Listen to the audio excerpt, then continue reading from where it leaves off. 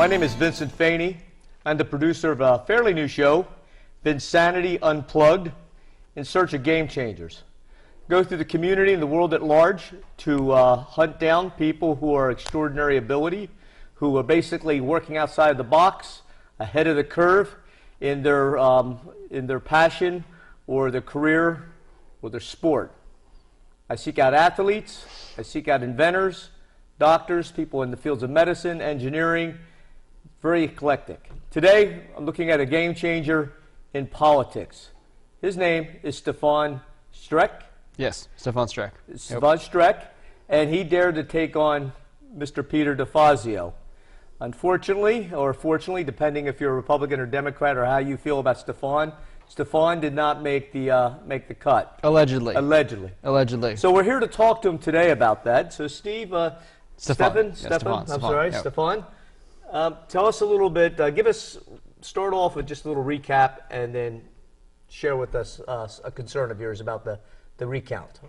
All right, so, in Oregon, we have a paper ballot system. It's a mail-in ballot. Now, most people consider this to be a relatively foolproof system because paper ballots are done by people.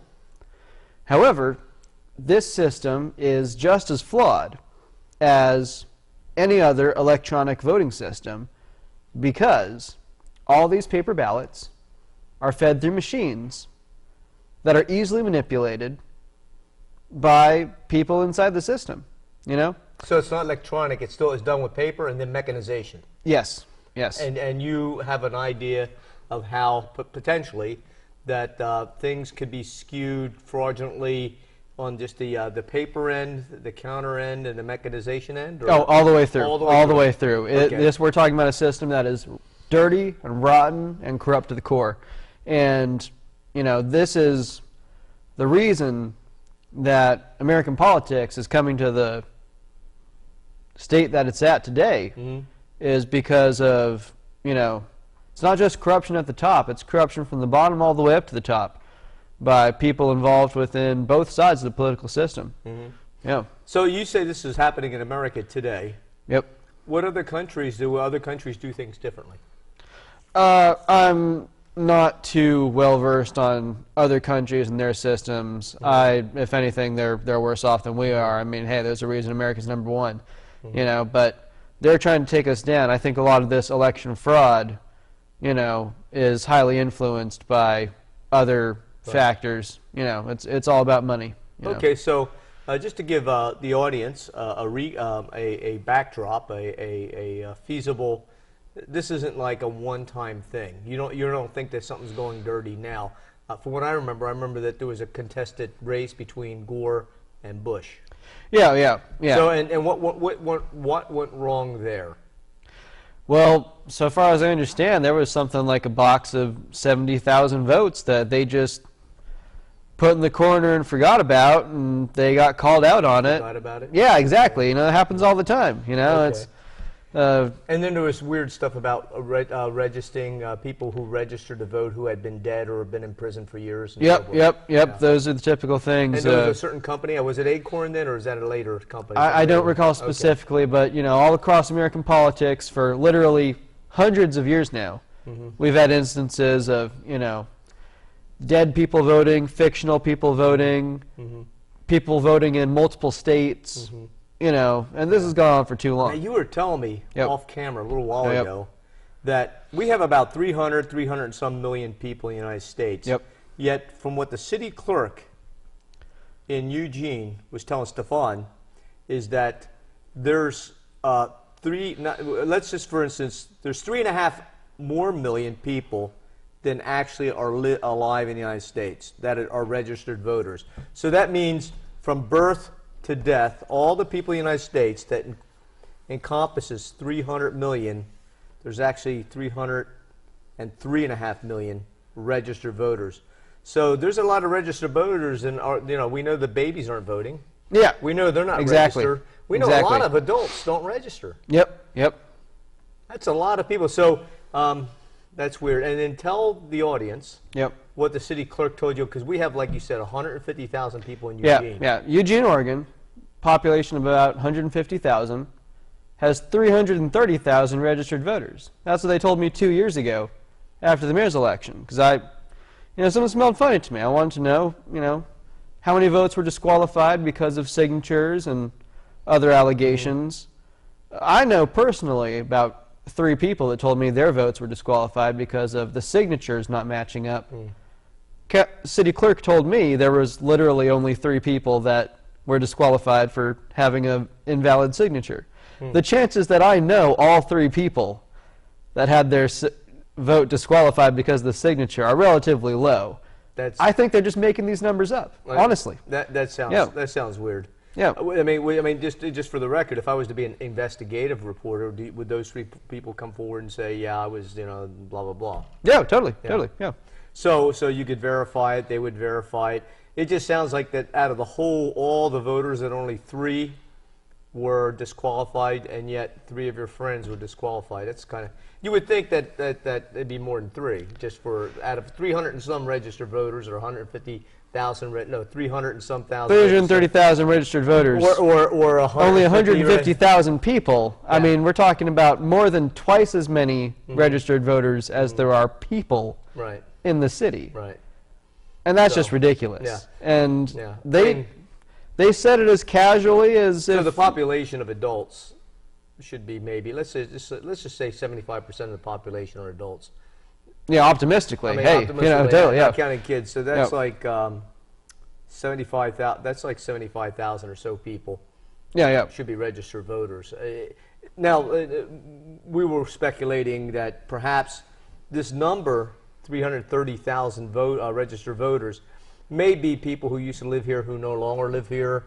Maybe people that used to be alive that are no longer alive. So maybe there's just a lot of people in the books who haven't signed, who the system hasn't expunged. So that doesn't mean that's not in itself necessarily indicative that there's potential for voting fraud. That just means they keep bad records. I think that I'm concerned about the potential, what you were telling me earlier, with the way they do counts and recounts and who's looking over it and going into a back room unattended. Well, exactly. And still, for each of those registered voters, there is a ballot printed. We have a paper ballot system. So... That's right. Yeah. So if we're talking about, people that either don't live here or they're dead or possibly completely fictional, who are those ballots going to?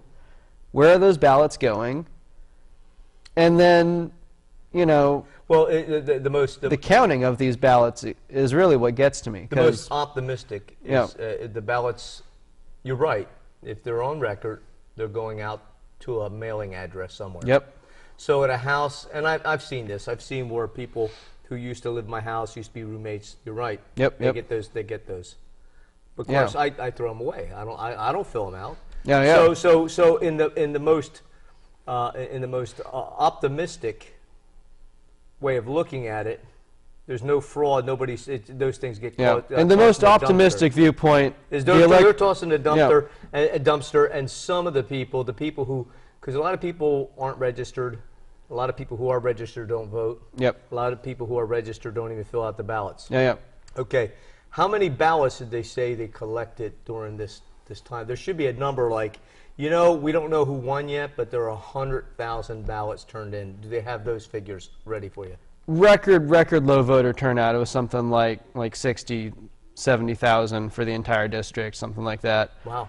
Yeah, record low voter turnout. Wow. So, despite being record low voter turnout, right, when I called them up and I said, I want a recount.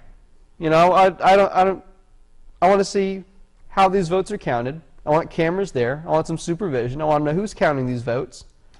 Preferably, I want it live streams. People can watch from home. Yeah. We have body cameras on police officers. Why don't we have body cameras on the vote counters?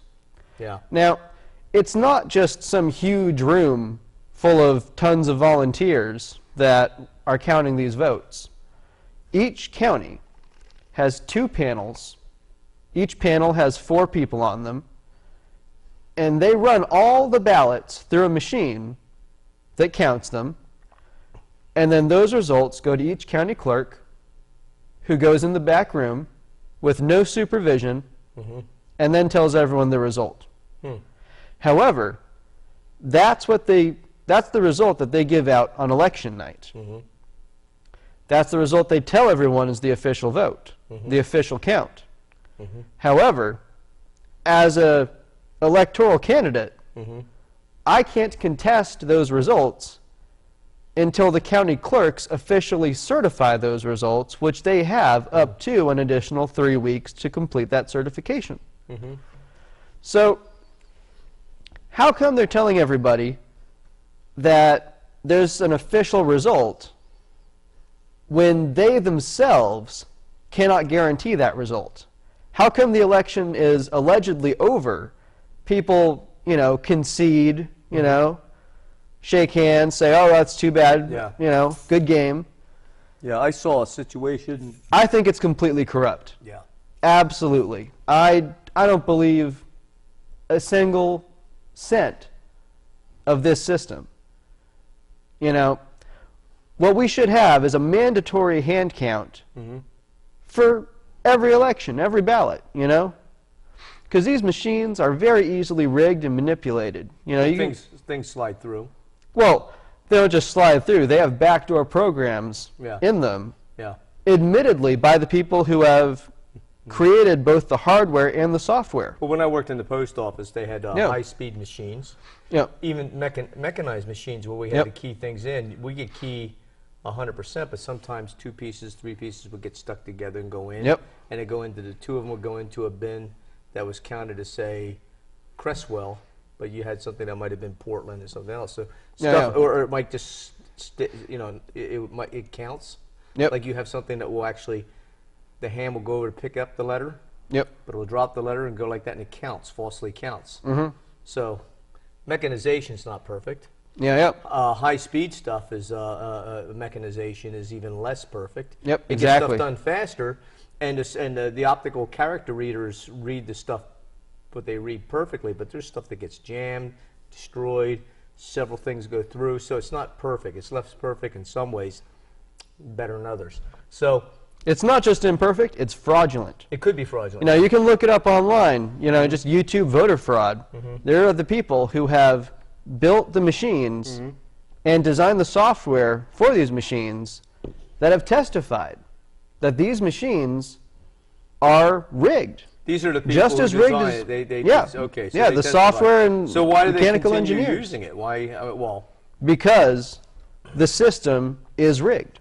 They rig these elections. They rig the local elections just like they rig the but who's in charge? Federal elections. Because sometimes, I mean, to be honest, and I know you are an honest person, is sometimes just say what I believe. No, I'm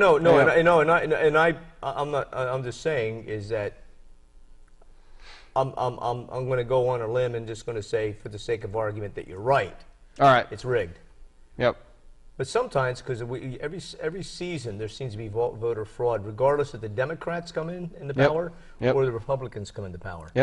And there's also often good evidence to show that, you know, that somehow somebody, whether it's the Democrats or somebody higher up, some mysterious cabal, basically was the deep rigged state. Rigged it for the Democrats this time and the next time for the Republicans. Who is involved with this alleged rigging? Who decides? Who decides? I mean, how does it work? How do either side? Because I mean, both sides have accused each other. You got people stepping forward saying, "Our company who made this, I who designed the software, this and that, it's rigged." But who's in charge of them? Who's? I mean, I guess that's their job is to stay hidden. And you said deep state? The deep state. You know, I've never heard that term before. Really? No. Oh, fascinating. All right. Well, the deep state would refer to typically old money, corrupt individuals, heads of corporations. Sort of like the Illuminati kind of thing, or no? That's like the certain powerful families throughout the world that kind of run things. Yes, exactly. Foreign influence. The 1% of the 2%. Yes, most definitely. Okay. So, moving forward, it's not very often that we actually have an opportunity to expose these people. You know, almost nobody actually demands a recount and sees it through to the end. It's incredibly rare. And the reason why it's rare is because it's expensive. And they make it expensive on purpose because they don't want people to know what they're doing. When I called Douglas County told me it would probably cost, estimate, about $3,500 to $5,000 to recount their votes for the Republican race for the 4th Congressional District. For that county. For that county. That doesn't seem overly. Lane County, when I called them, they told me it would take anywhere between $15,000 and $35,000 to count their Republican votes for the 4th District U.S. Representative race. Douglas County and Lane County have a relatively proportional amount of votes, and they use the same machines and the same software. So how come one county clerk is telling me between like 5 and 6 times the number that the other county clerk is telling me? They're making these numbers up. I mean, if we're going to look at like the potential for alleged fraud. Yep. That's what I'm not it is. making any accusations. I just No. want to tell the audience I'm not making any accusations. I'm just simply trying to be neutral about this. Yep. But let's talk hypothetical. Is it possible? Yes, it's possible. Yep. Right? Machines in themselves can overcount, undercount, Yep. do all sorts of stuff. So Especially if that's what they're made to do. So Yeah. even if they're not made to do, but if they're made to, Yeah. and of course we know that it's not out of the realm of possibility. People with agendas and so forth will do what they can get away with if they can. Yep. Yep. I'm not saying that's what happened this time, but that's happened in the past, and there are people like that. Yep. Two, what you're Yep. saying, to go, I didn't know this, that Yep. the clerk goes into a room unattended. Completely unattended. No supervision. Now that, I don't see any good reason. I'm not saying that the person that's done so that they will definitely miscount, but that leaves the potential, for a miscount. I mean, Yep. if anybody was paid off, like inside, I want you to kind of, miscount. Let's Yep. say I'm a wealthy old money guy. I don't give a shit about the system, and I want to be fraudulent. So I'm going to say, okay, Stefan, we need this. We need a certain percentage. Yep. We want you to undercount for the Republicans by this much, and these are what we want you to do. Yep. Here's a crib sheet, and you go in the back room and play ball. Yeah, yeah. And we'll send you on a nice junket. Then guess what? We got we got all sorts of perks for you. Exactly. That can be done. Exactly. Hypothetically. I'm not saying that that's what's been done, but Yeah. the very fact that could be done. Yep. When there are ways of mitigating, where there's ways of preventing that, Exactly. we need to prevent it. Yep. Okay. Yep. There's no reason that this shouldn't be impossible Right. to rig an election. Right. The fact that they make it completely possible, and not just possible, but highly plausible, is, in and of itself, absolutely wrong. This is immoral, and this is something that the American people deserve to investigate and expose within the system. Because for almost 3 years now, it's been in the news every single day, this Russia scandal, that Russia scandal, when in reality, everybody knows that the 2016 Democrat primary for the presidential nomination was rigged. Nobody thinks that Hillary Clinton actually beat Bernie Sanders. She couldn't fill a coffee house Right. with her supporters. Bernie Sanders was filling football stadiums. And then the Democrats come out of their back room and say, oh, surprise, Hillary Clinton won. And then for 3 years since then, they've blown smoke and mirrors in every direction trying to blame Russia for Trump winning. Just to play devil's advocate. Yeah. And I know I'm nonpartisan. You're a Republican. Yep. Right. Yep. So I don't have a dog in either fight. But it would make sense. It would make sense that even the Republicans would want Hillary to kick Bernie's ass, kick his butt, in a way. No. Because this is what some theorists said, is that in their mind Bernie had more votes and so forth. Something weird happened where Hillary took Bernie out.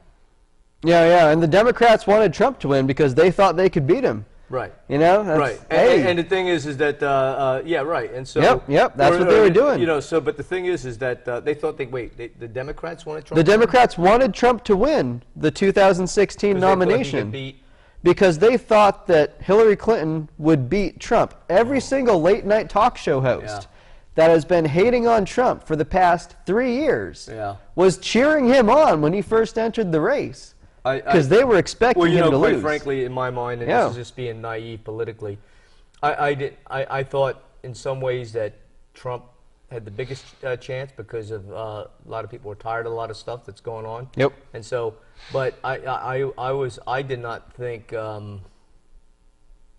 I wasn't sure. I didn't think. You know, if I had to wave a wand, I would say that more Democrats, because the Democratic Party lost a lot of people after Bernie got beat. There were a lot of Democrats that that's it. I'm voting independent. I'm not voting. I'm not. Yeah. So there were a lot of people ticked off. Yeah. Their scam backfired. And so there were a lot of Republicans I know who were like hoping that Hillary would take it because they felt that she had she was so disliked that a lot of Democrats wouldn't vote for her, and that maybe they wouldn't vote for Trump, but they wouldn't vote for her, and then they would vote, they would just go independent or not vote.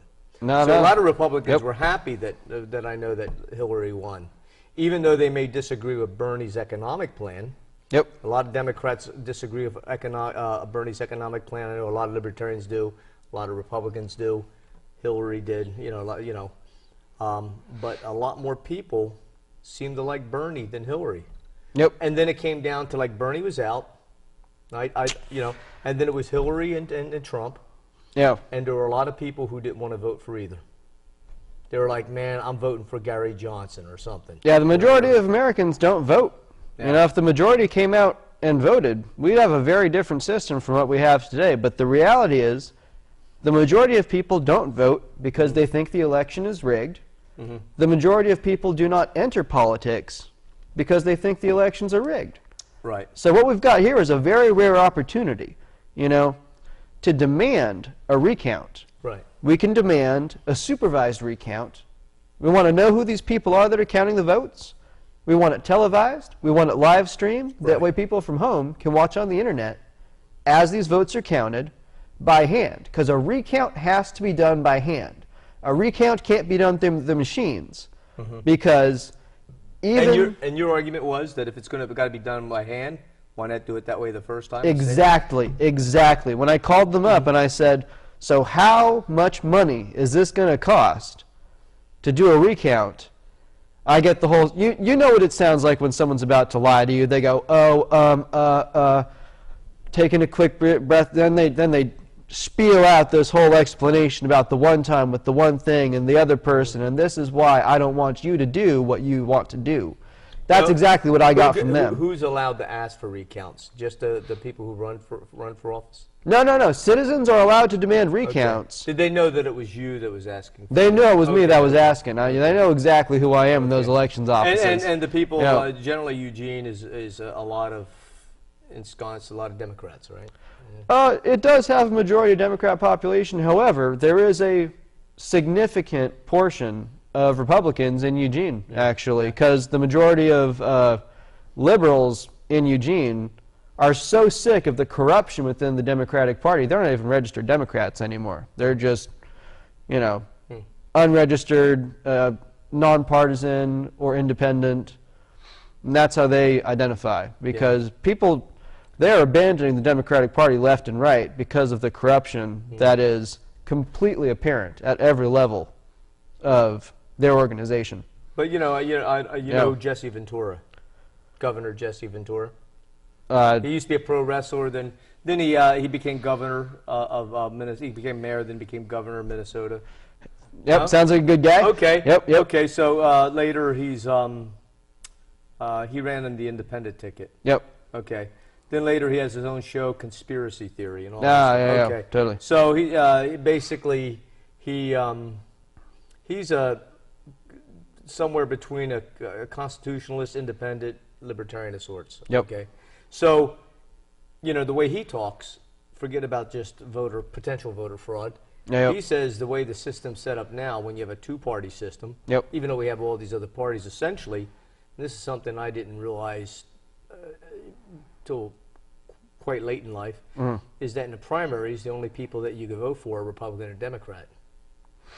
In a lot of places, that's how they set it up. Oregon, you can't vote for the libertarian or the independent that's running at the same time. In Oregon, you currently can. The third parties have their own nomination Well, you have to primary register process. as either a Republican or a Democrat to get in a Republican-Democrat primary.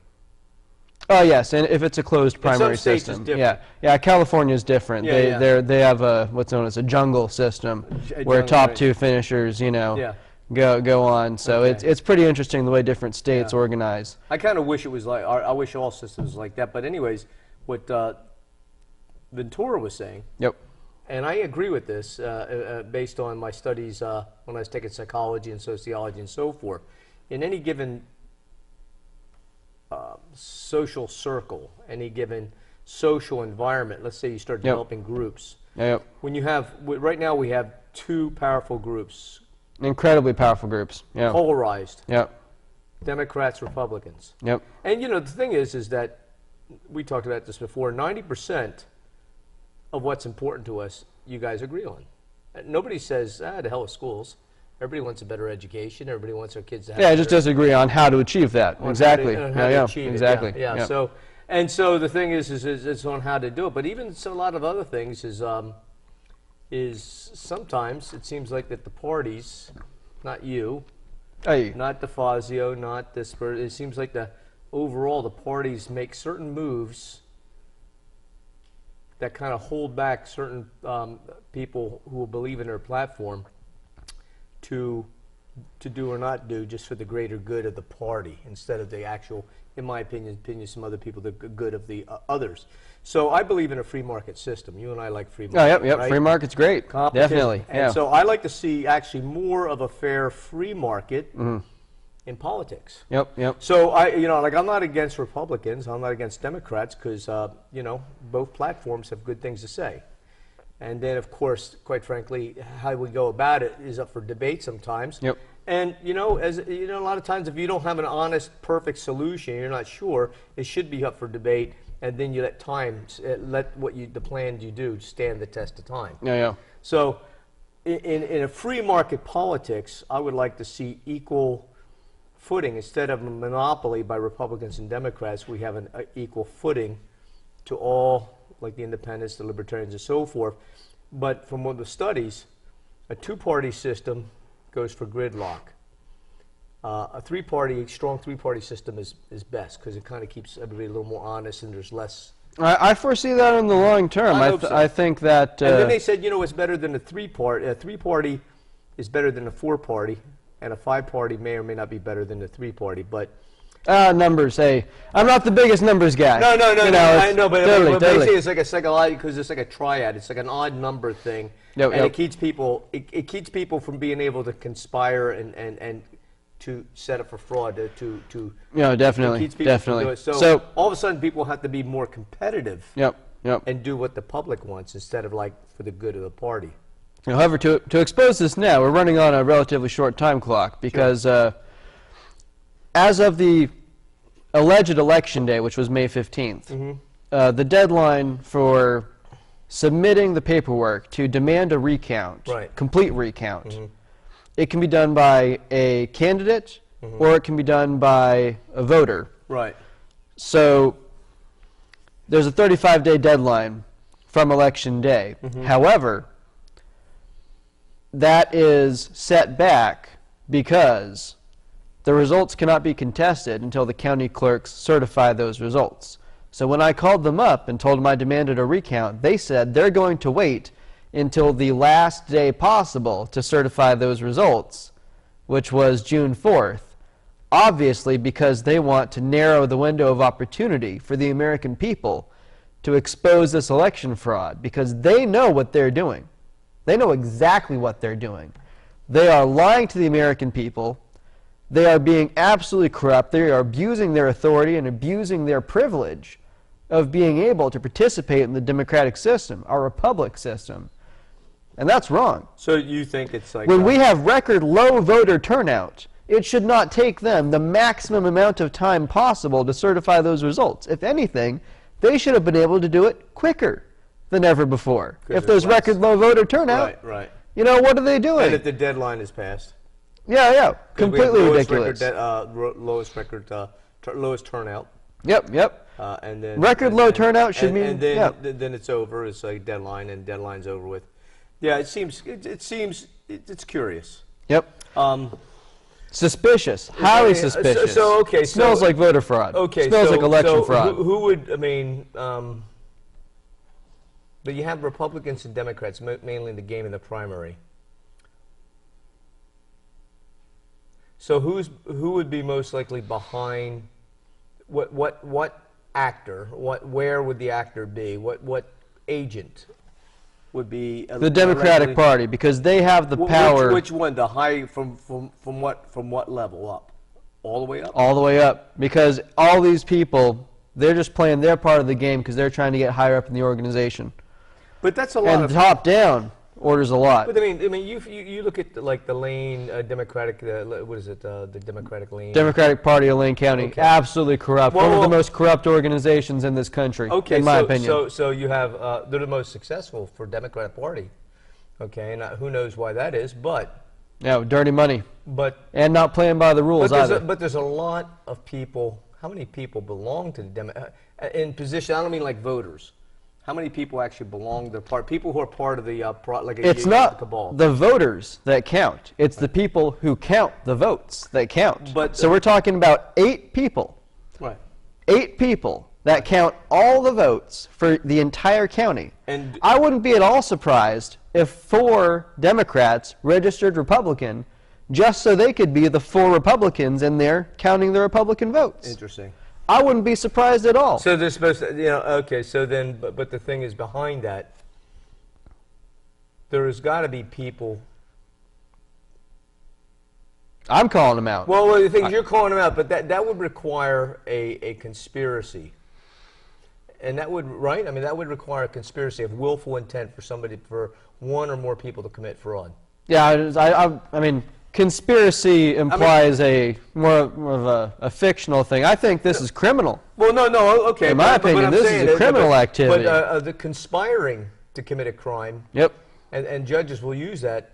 Conspiring to use the crime is even more than simply like a crime happened. Yeah. So sometimes people don't conspire. Things happen. People make bad judgments. It was a crime. It was bad. People get screwed over. But a conspiracy to commit corruption or to commit fraud or to commit this or that doesn't sound like a move. I mean, it sounds like, but I mean, it's more willful, it's more vicious, it's more, if that happens, it's actually heinous and evil. It's widespread. If that's what happened. But my point is for a conspiracy to happen, more than one, for this to happen, more than one person has to be aware of the conspiracy or willful intent to commit fraud. Yep. So how many people would have to be, and that's just to me, maybe we'll never know, how many people from the top down and the bottom up have knowledge, had to have knowledge to make this happen? Honestly, I don't know. And you would think that somewhere along that's the line... That's what I'm looking to find out. Yeah, and that's good. And it would, somewhere along the line, you would think somebody would finally go, I can't live with this anymore. Well, just like the people who made the machines and said, I can't live with this. Yeah, the people who made those machines. You just type it in, YouTube, election fraud. There's mechanical engineers, software programmers that have gone and testified before elected bodies that these machines are rigged, the software is rigged, should not be used. I think we should count all the votes by hand every time. Well, it's funny when you gave your idea, because I was actually getting ready to say, what I would like to see is a live streaming video on the headband of the people counting. Yeah, we're talking about everybody wanting body cams for police officers. Why not body cams for vote counters? Right, and after it's done, then nowadays with the technology, it's easy to make copies, compress it, and hand it out to interested parties out in the... And importantly, who are these people counting the votes? Well, once again, I don't know who they are. I know it's not like jury duty where they just randomly send mail out to 8 people and just ask them to come in and count the votes. I think that would be a much more accurate way to get the counting done. Yeah. Yeah. Why would somebody take all this time out of their day, several days, to count tens of thousands of ballots if they weren't getting anything out of it? Well, they pay, they pay people to count. Well, I mean, down there like this. Years ago, I applied there for a job. I could pick up this thing, the ballots. They said I go in a truck. One person would be with me. but that's just the gravy. I'm talking about the biscuit. Okay. Yeah. Right. Go ahead. There's a big old biscuit of election fraud. Okay. That's just got a little bit of that gravy on top of the celery, and that's you got to keep your eye on the biscuit. But I mean, a lot of people go in there to apply for a job. Are some of them volunteers? I believe they're all paid, because when they told me, when I called about the recount, is that they have to pay for the man labors and the man hour to count all these votes. Of course, they get to choose.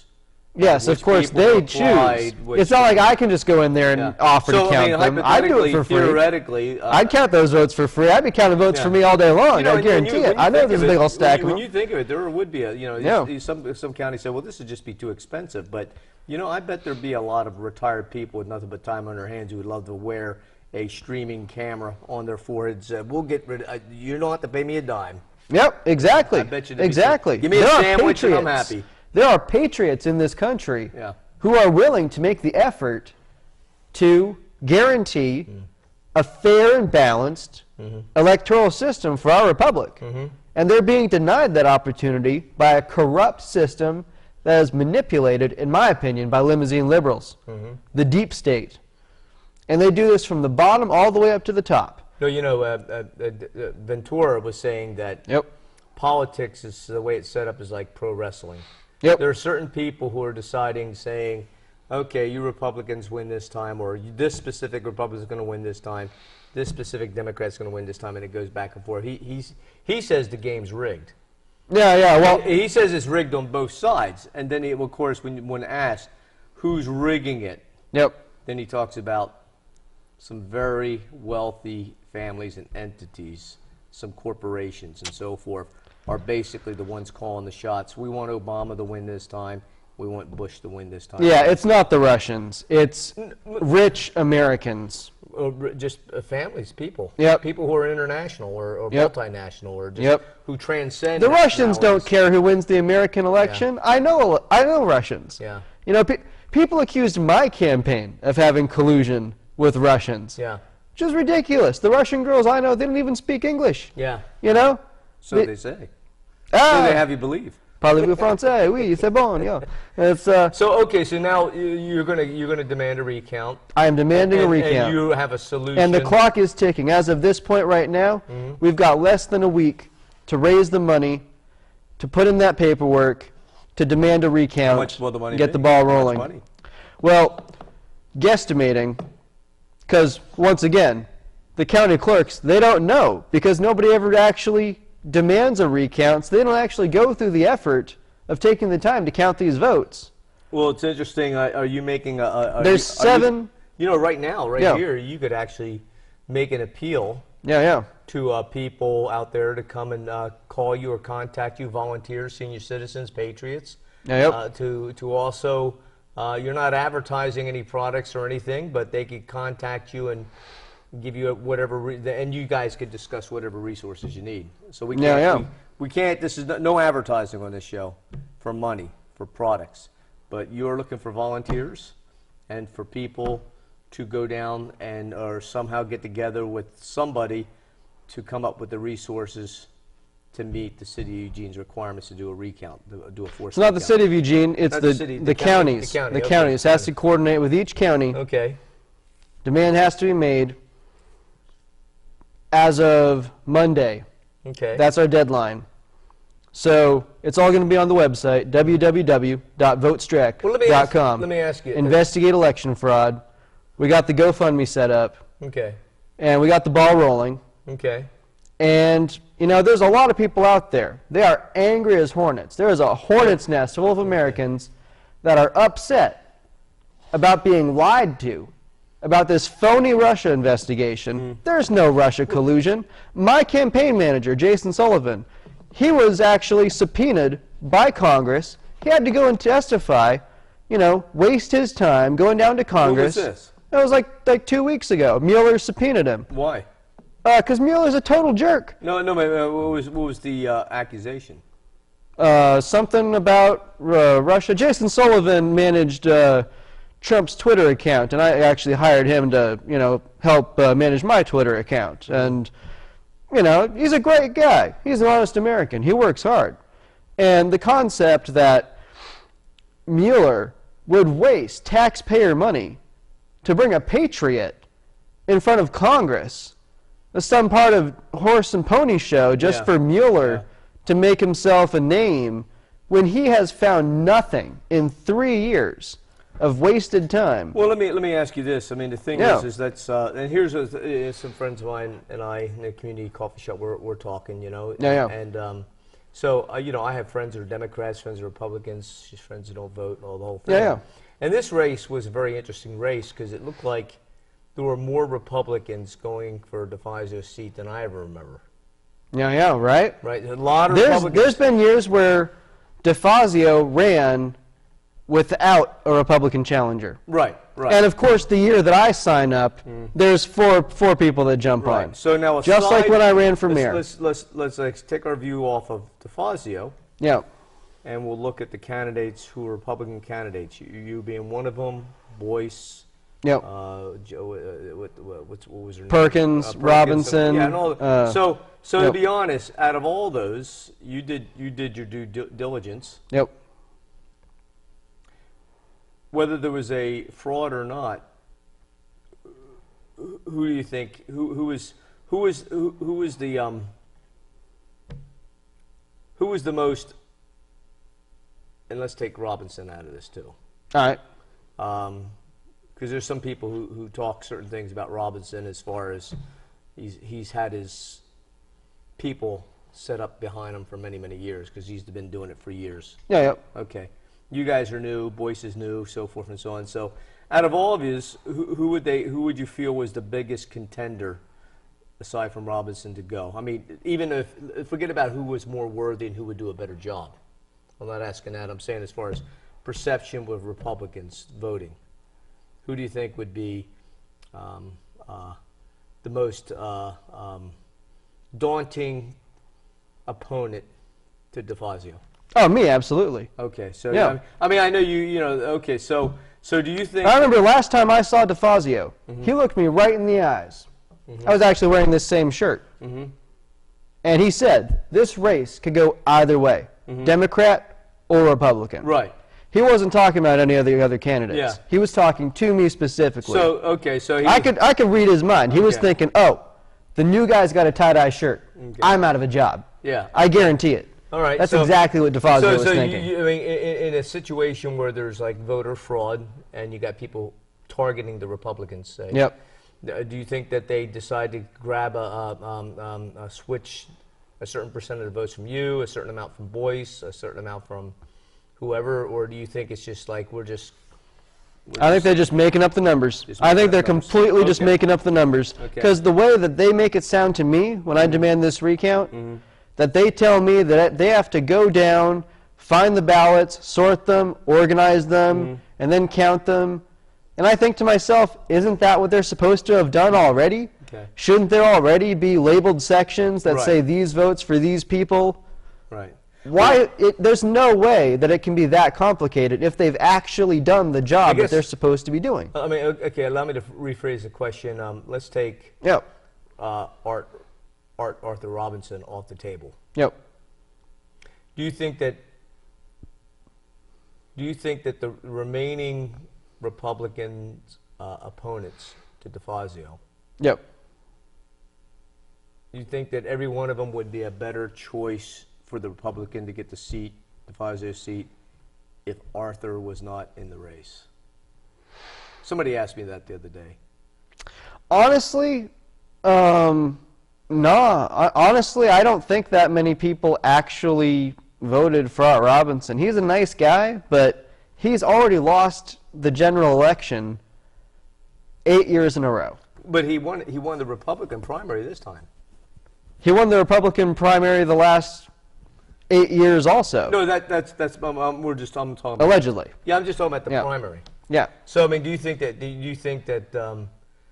if Art wasn't in the pick, if he wasn't running, do you think that the Republicans that are there, you included, that were in the race, would have, because he obviously Art being in the race, whether he's worthy of the other opponents or not, he takes numbers away from you guys. You guys are competing against each other. Not if they're making the numbers up. No. Let's say if they're hypothetically, if they're not making numbers up. I'm just trying to. We were talking about this. If Art, let's say there's no fraud, Art's in the race because they were saying just. If there's no fraud, he's lost 4 times in a row. I honestly don't think the American people would make that decision a 5th time. Well, but the thing is, if he wins, if there's no fraud, this is a hypothetical, as far as if there's no fraud. Yep. And all you guys are running. He's lost 4 times in the general election. Yeah. But he's been winning. He's either been uncontested in a primary, and this time he's contested. Yep. With some, I think, pretty impressive people.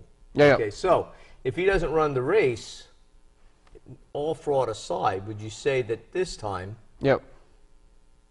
Would it be that? I mean, was there? One has to ask: was there fraud each and every time when he was running?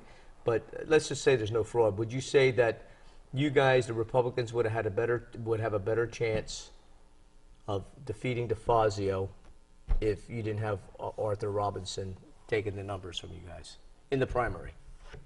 No, I honestly don't think that he took any numbers. Honestly, I think he's just a nice guy. Yeah. Oh, yeah. He's like a nice guy. I have nothing against him. He himself is part of the system that's being manipulated by these deep state organizers. I don't think that Art Robinson has anything to do with manipulating the vote. No, I didn't say manipulating the vote. I'm saying because he's been so successful as being the front runner, the challenge for so many years, even though he's lost the general, he's been the biggest challenger to DeFazio when DeFazio's even had a challenger. Well, only challenger. Yeah, right, I mean, right. basically, but I mean, the thing totally. is, I mean, out of all you guys, I mean, if they're going to commit fraud, would they just say, well, overall they're taking numbers from Republicans to give the Democrats, or are they just saying, are they deciding to take the numbers away from you guys and letting Robinson have the lead? Or, I mean, I'm not sure how they would work that. That's what I was saying. If he wasn't in the lead, if he wasn't in the game, and if there's no fraud, do you think that you wouldn't have, that the Republicans wouldn't have a distraction of, just like Bernie and Hillary thing, a lot of people were distracted. Bernie took a lot of people from Hillary. He basically, a lot of people wanted Bernie, but then somehow Hillary won. But she was getting she had numbers that he was competing against, but from what I heard, he was basically. Sorry, you're losing me on this. You're just completely losing me on this.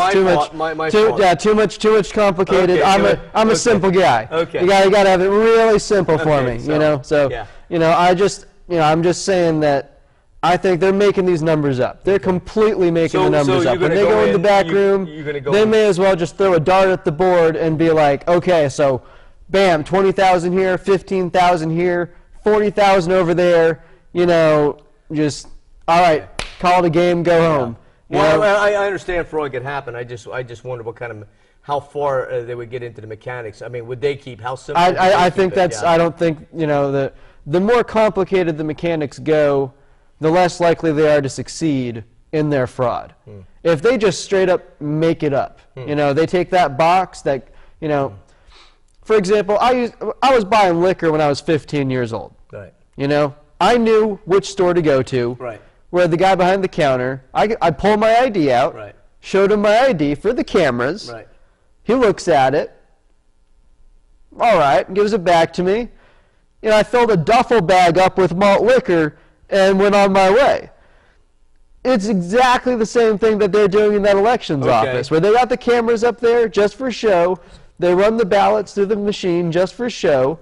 Then they go into the back room, crack a bottle, and make up the numbers and call it a night. So that's what I think happens. Honestly, from my experience. We're running out of time, and I had to blame myself for going off because I was and I take full blame because I'm. Hey, it's a good show. It's a good show. But the thing is, anyways, the advice to the audience, to the voters.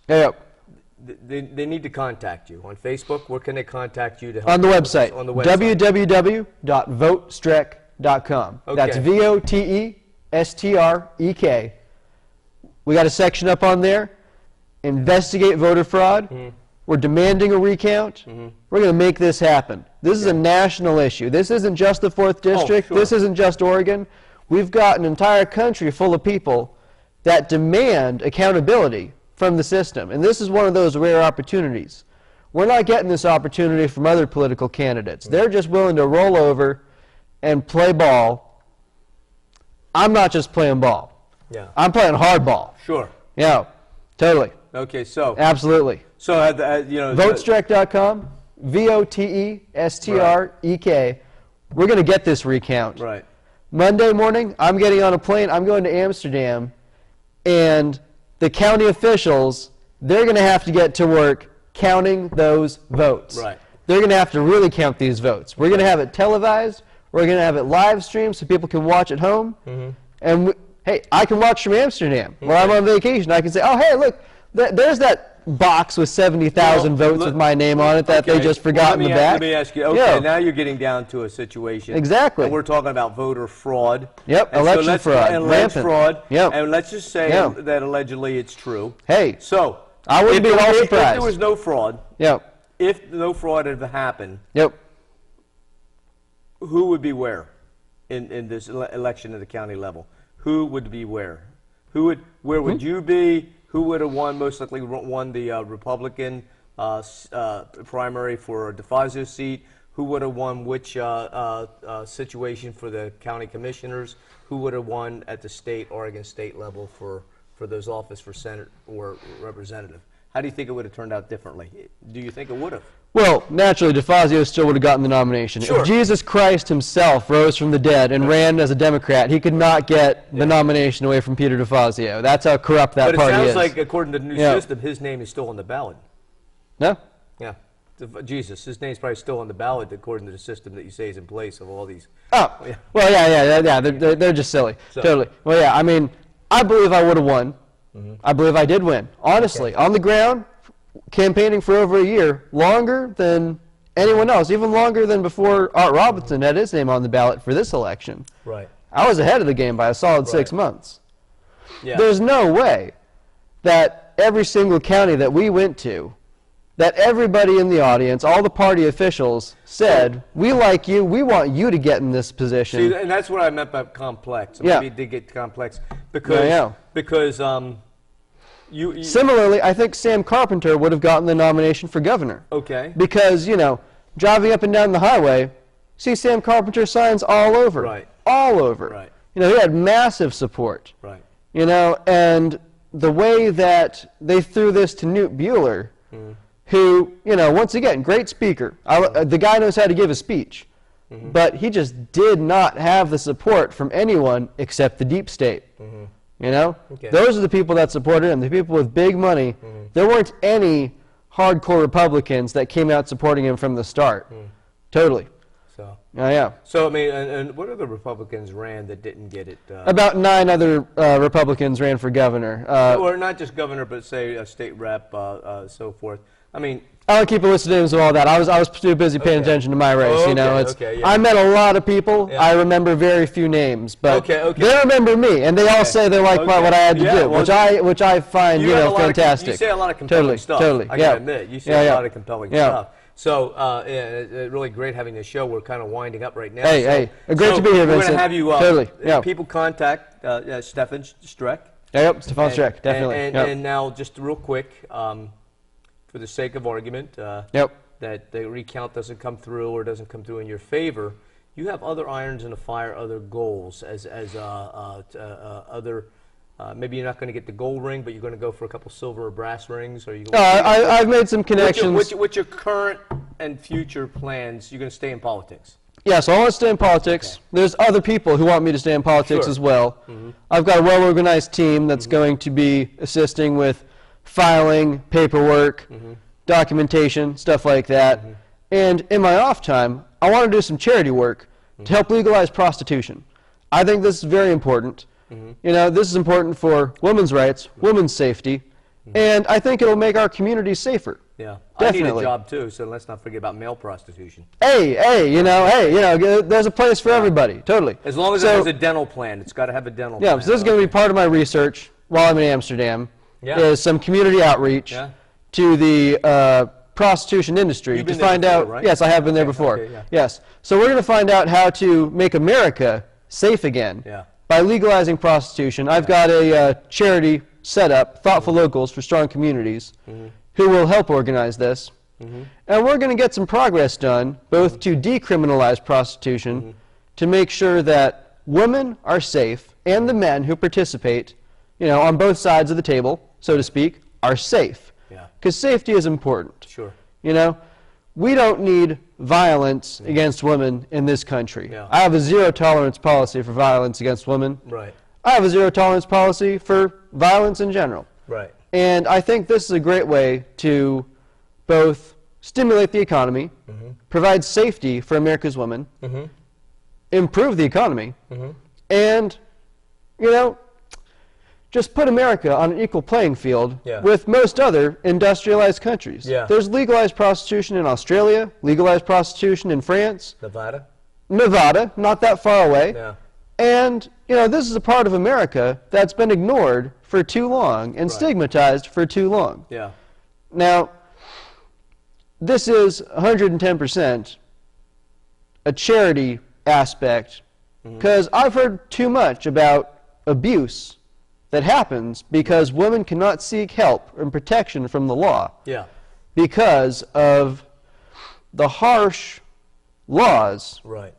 that put women in danger when they seek help. When I was over in Amsterdam, now I didn't, you know, a lot of my friends asked if I saw the red light district. Yes, I did not participate. I don't smoke pot, so I didn't participate in the pot or drugs. I don't do drugs or anything. But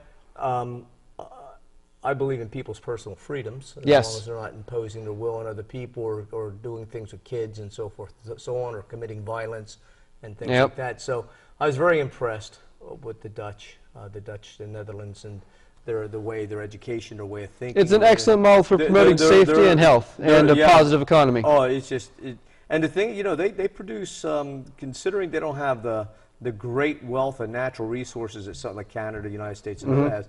They do a lot of technology. Amazing technology. They're geniuses. Oh, they're probably one of the most educated people on earth. Yeah, I have friends that work in the oil industry over in the Netherlands, and you know, we're going to do some good work to try and see what we can do to improve America's economy, improve the safety for women, and improve our national health care system also. There's a lot they can teach us. So, so you're going to be involved with charities, and you're going to be involved in politics. Definitely. Something somewhere. The one thing that, you know, again, not being a nonpartisan, not a Republican or a Democrat, I have seen a lot of Democrats, a lot of Republicans do some amazing things for our country, amazing things for the community, and in one between, day at a time. And in between offices, before running for politics, in between offices, and after, like President Carter when he's retired, you know. You know, he's a Democrat, but he's done so much for the country since he's been out of office. Right, hasn't he? So that's what he's doing. And by the way, before you go to Amsterdam, I'm going to be doing some walking to raise money for women's space and so forth. Excellent, excellent. I want you to, before you go to Amsterdam, just for a couple hours, just walk with me towards Cresswell. I hope you will. All right, all right. I mean, we can make a deal. I'm all about deals. I make good deals. Good. Yeah, there's very few people in this country. You'll get a nice shirt out of the deal. You'll get a nice Vinsanity and Break the Pain shirt. So, because you know, there's a lot of people who can't afford personal training. But there's people who will say, hey, you know, I'll come sweat with you in the morning. I'll come walk with you, and I'll buy this T-shirt and I'll buy this book, and the money's going to be going towards affordable housing for people on limited incomes. Because I believe in the free market, and I believe that I would prefer to see us as citizens, if you can, towards the goal of raising money for charity, have people raise their own money from their businesses, their own personal wealth, to avoid depleting our tax reserves. Definitely. And that's why I like to see entrepreneurs, more of them, just say, and a lot of entrepreneurs do. A lot of foundations and things come more from the private sector than anything else, right? And so, you know, I want to see more where people say amongst themselves, hey, we'll work and we'll give 10%. We don't need to be religious. We don't need to be a charity organization. We don't need this and that. We're business owners. We're workers. We'll come forward as a community and volunteer our money and our time and our skills and have fun. Yep, and start creating affordable houses for people without going to the government. Yep, the free market system. Exactly. That's what has made America great from the start. And I like Definitely. that concept to be used in government as well. Free Absolutely. market, you know, so absolutely. because that way everybody starts to compete. Yep. They don't say, well, you know, I'm going to do this for political reasons. They do it for to earn the respect and the patronage of the citizens. Yep. And so that's what I'm for. But one day at a time. Thank you, Vincent. Yeah. Yeah, crushing it. All right. Talking to you. And thank you for viewing at home. Once again, www.votestrek.com. And this is Vinsanity Unplugged. Vincent Faney signing off, and we have certainly found ourselves, you know, definitely a guy who's thinking outside the box. Definitely. Thanks a lot. Thank you.